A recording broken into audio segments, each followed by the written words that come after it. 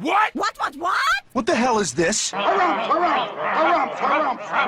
I didn't get a harumph out of that guy. Give the governor harumph. Harumph! You watch your ass. I see you shiver with anticipation. Let the show begin. Hey, everybody, this is David Heretic coming at you with another edition of Reactions, Reviews, and Rants. And tonight, all right, we're coming back to you two. Yes, indeed, you two fans feeling you. Come on now. Here we go. Before we go any further, for those of you who are feeling inclined to doing all of the clicks and the likes and the bibbity bop, do me a favor before you do all that stuff. Please watch the whole video first, okay? Give me a chance to actually earn those clicks and likes. Now, after the video's done, if you still feel like doing all those clicks and likes, then by all means, feel free to click away. This comes as a request from Steve Smith. And this is actually one of Steve's 3 prioritized requests for the month of February for being a gold tier member on the Patreon page. So here you go, Steve. Hope you enjoy the show. Steve wanted to see me react to this. It is U2 with a tune entitled All Because of You. Now, have I heard this song before? No, I have not. To the best of my knowledge, this does not resonate with me in any way, shape, or form. However, there's always a possibility I may have heard this song in passing and I just don't realize it. So as always, if I start listening to the song and I suddenly go, oh, wait a second, this sounds familiar, I'll let you know. That's the truth. You know me, I'm going to be honest with you guys. Let's see, this was posted by Wright McKeegan. Yeah, Wright, W-R-I-G-H-T. Wright McKeegan. Sure, let's go with it. And the video has 15,000 views. It'll get you there. Other than that, there's really nothing else left to say. Link to the original video will be down below in the video description for your viewing pleasure at your leisure. Let's get started. What do you say? Are you ready? Are you ready? Because here we go. All right, here we go. U2, All Because of You, 2004, live under the Brooklyn Bridge. Didn't Kiss perform under the Brooklyn Bridge at some point for like the MTV Video Music Awards or something? Anyway, that seems to be a pretty popular place to play. All right, let's do this. All right, boy, let's do this.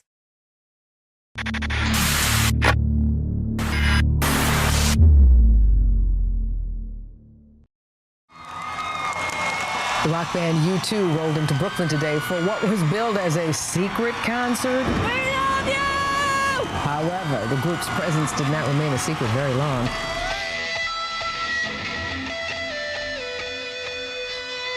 Love song to the Who.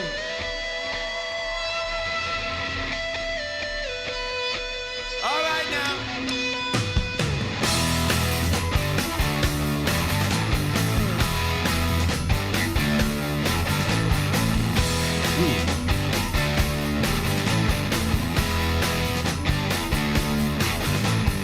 I was born a child of grace. Nothing else about the place. Everything was ugly.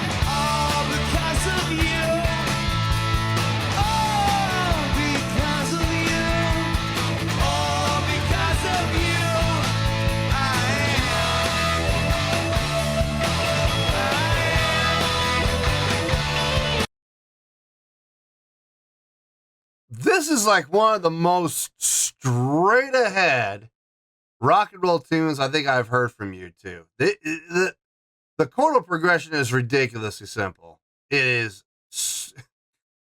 almost mind-numbingly simple.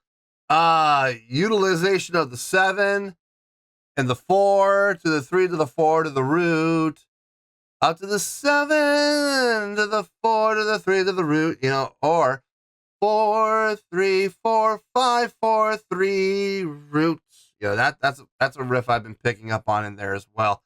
It's very easy, it's very simple, but man, the feel on this song, the groove of this song.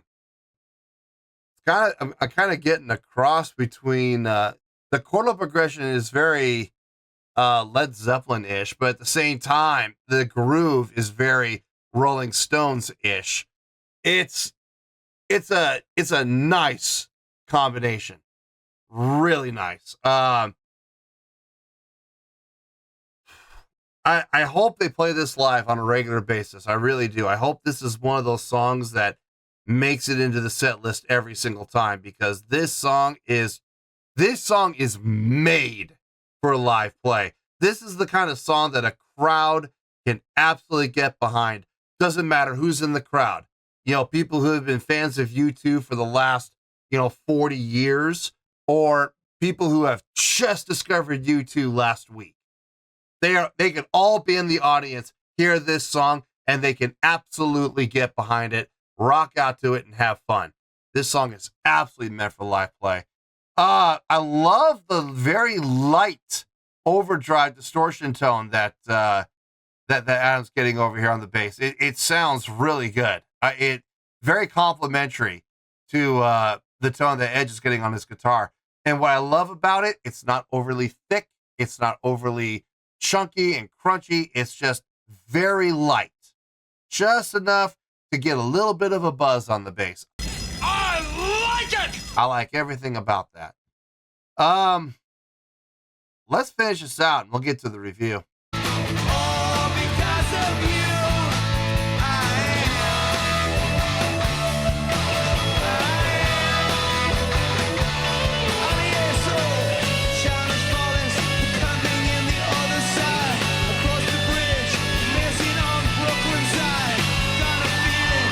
Cheap pop.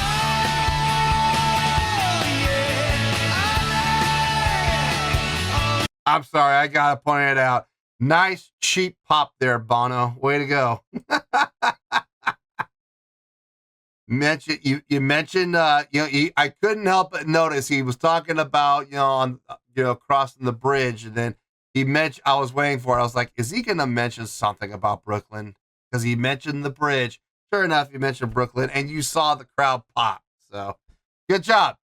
Good job. Got away with it. Cheap pop. Still a pop, though.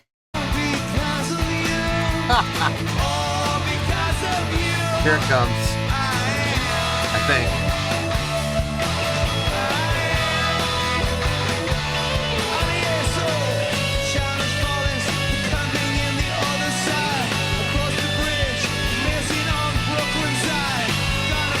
And the crowd pops. That's good stuff.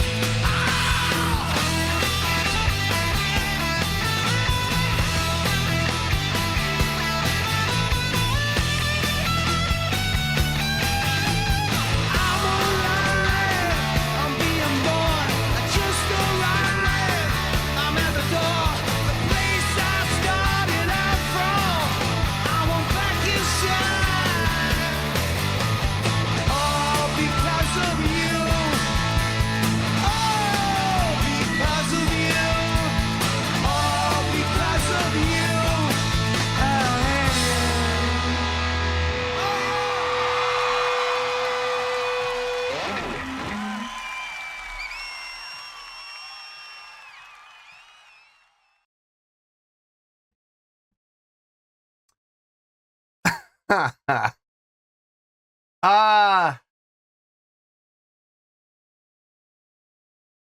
I'm going to save it all. I'm going to save it all for the review. I'm not going to spoil anything. Let me get my thoughts together. I'll see you in the review, and we'll talk about it. Well, there you go, folks. That was U2 with All Because of You. This was a request from Steve Smith, and this was actually one of Steve's 3 prioritized requests for the month of February for being a gold tier member on the Patreon page. So, there you go, Steve. Hope you enjoyed the show. Okay. I thought about it. There really wasn't a lot to think about. There actually was. I thought there would be more, but there really isn't. This is going to be pretty cut and dry. So let's get to it, shall we? On a scale of 1 to 10, I'm going to give that overall presentation a 7.6. Yep, 7.6. I feel good about that score. Let me tell you why. Why? Okay, first things first, a 7.6. What does that mean? Well, a 7.6 would translate to a really good skill rating because overall, I think this was a really good presentation. It would also get 4 to 5 stars and a B as in boy, B plus letter grade. Yes, a B plus. So there you go, 7.6, really good skill rating, 4 to 5 stars, and a B as in boy, B plus letter grade. Now, how did I come up with that score? Haha, so glad you asked. It's a fun, straight ahead rock song that is made for live play. Okay? This song, if this song is not on their regular rotation for, playing live, like every time they go on tour, if this song is not on the set list, somebody, I don't know who, but somebody needs to be arrested because this song needs to be played live. It has all the components that you want in a fun, rockin' live song. Easy to follow, yes. Okay, let's be honest here. The chordal progression is very simple on this. But for a song like this, that's what you want. You want a simple chordal progression, easy to follow along with, easy to remember, easy to recall. Because when you're out there in the audience and you hear that opening riff, it's gonna hit you. There's no sitting there going, I wonder what song this is. No. There's none of that. They start with the opening riff. You're gonna know what song this is. If you've heard the song before, if you recognize the song. Now, if you've never heard the song before, that's okay. The song is so easy. The chordal progression is so simple. Even if you've never heard it before, like I've never heard it before until now, it's really easy to follow. It's not complicated.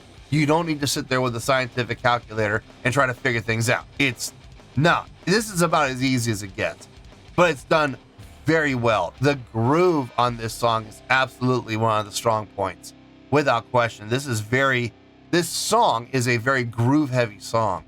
I love the play with feel, switching between the straight time and the double time feel in the chorus. I like that. Adds a little complexity to the song without question. Gives the song a little extra value.